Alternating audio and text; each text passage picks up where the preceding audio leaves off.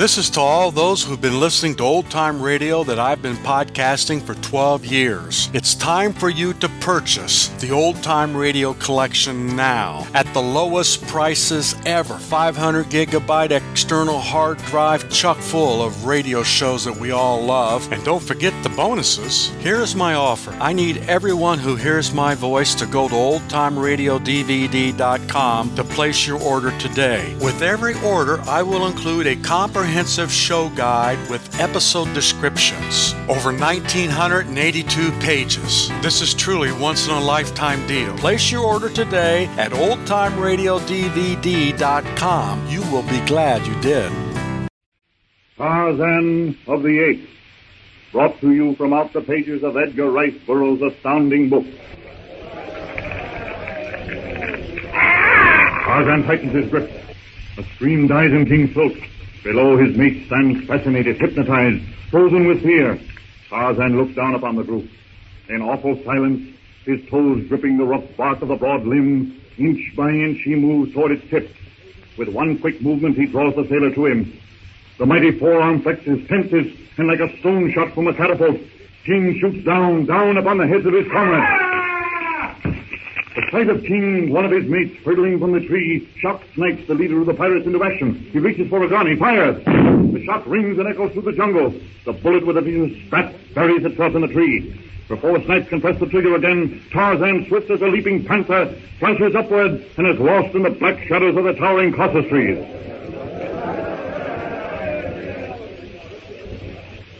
King, what happened? What? Was he an ape? Let me get away! Let me go! Let me get away! Don't let him get near me again! Come off it, King. Pull yourself together.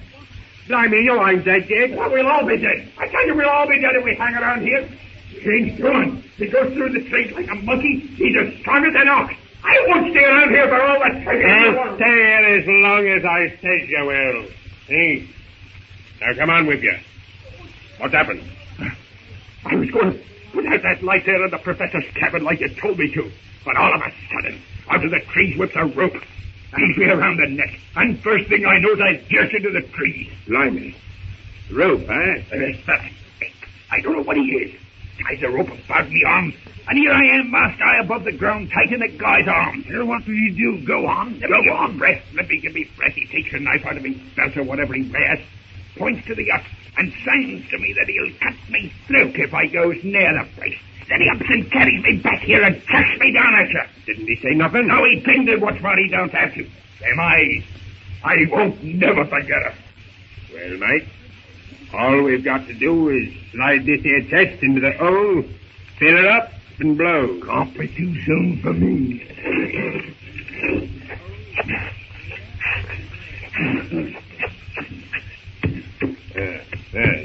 That's it, mate.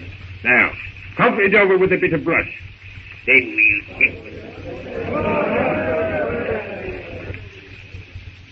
Tarzan, from his hidden perch, watches Snipes and his murderous crew bury the treasure in a new hiding place and hurry toward their beached boat. Their one idea is to put as much distance between themselves and this jungle terror as possible. Swiftly, silently as the night itself, Tarzan drops to the lower terrace and, squatting on a limb, stares curiously at the spot where the men have buried the box. If the men did not want the box, then why didn't they toss it aside? Tarzan understands burying the portion of a kill which he cannot eat, but the box, what do they want with that? Perhaps the men are going to return. That must be it. Tarzan swings to the ground. He bends over, with his hands thrust aside the underbrush covering the spot. His hand strikes metal. It's the spade carelessly flung aside by one of the mutineers. Tarzan takes it into his hands, as he has seen the men do, and guiding it with untrained fingers, he pushes it into the ground. He digs. But Tarzan is not used to such a tool as this. The spade hurts his bare foot. His hands will not guide it as he wishes. Yet the ape man goes on. He digs and scrapes away. The loose dirt yields to him. The spade strikes the chest. Tarzan casts the spade aside. He peers into the hole.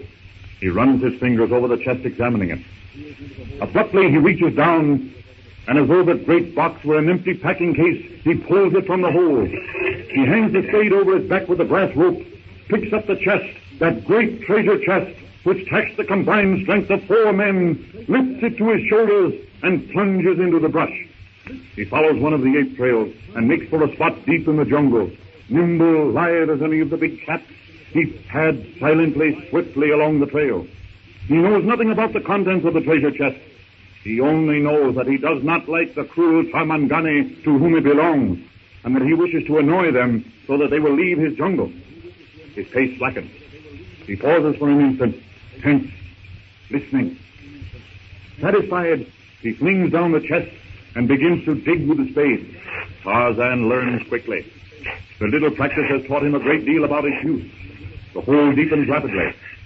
In the surrounding trees, sleepy monkeys wait, blink their eyes, gaze down at the ape man, and scold. The first golden fingers of the coming dawn tinge the eastern sky. Tarzan works fast.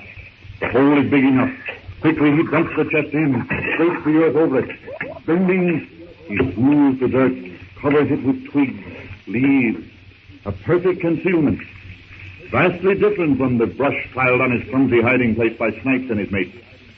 With one last backward glance, Tarzan catches a vine and swings into the trees.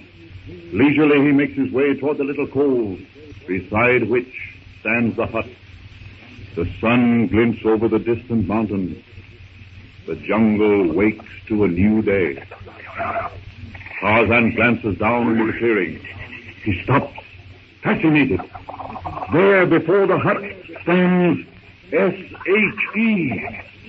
Quietly he lowers himself to the branch and sits, swinging his feet. While Jane is outside the hut preparing breakfast, Professor Porter, Philander, and Clayton are inside discussing their escape from the mutineers. Rather a novelty for us, isn't it? To be able to sleep all night without the possibility of waking up with our throats cut. Now, Archimedes, you know that one can't wake up with a cut throat. Tut, Philander, I was speaking metaphorically.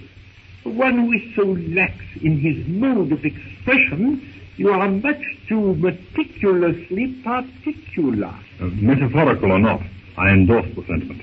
This is the first time for a week that I've had both eyes closed while I slept. Where is Jane? Outside, learning how to make coffee without a percolator. Do my senses deceive me?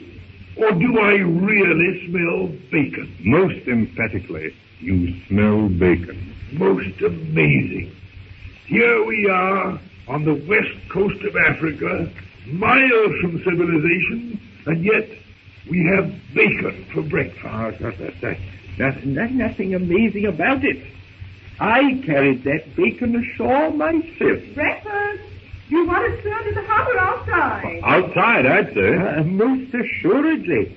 Why eat in the hut when we can eat out under the trees with the birds singing and the flies, Professor. What?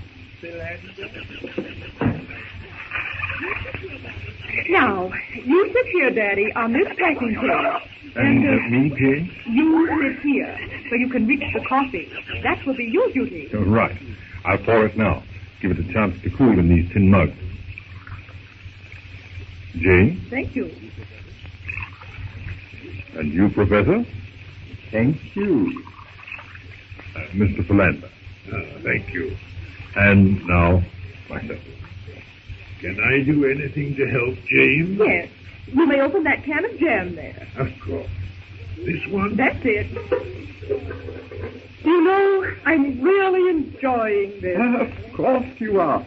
Why not? Have I not always been an exponent of the much-debated theory that the simple life is the only solution of the conditions resultant from our chaotic existence of today? Just the same. Now, don't mistake me. I'm not being pessimistic. But the outlook here is not of the brightest. In the first place, we deliberately came to a place off the beaten track. Hence, our chances of being picked up are, well, remote. Then you think that we are here for the rest of our lives? Oh, no, not necessarily. The loss of the ship will result in a search. But we can't build too much of it. Really, I don't know that I care much. Possibly. But what about Jane? She's young. She doesn't have your interest in things archaeological. Yes. I spoke without thinking.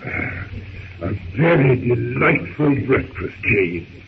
Truly delightful. Thank you. Thank you, Jane.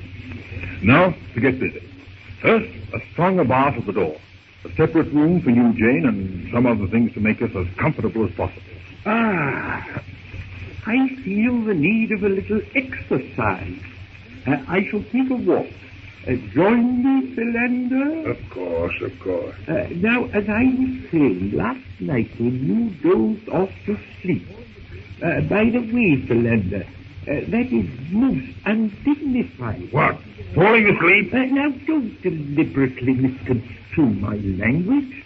I refer to your falling asleep while I was talking to you. Sorry, Archimedes, but despite your most enlightening remarks, I was beastly sleepy.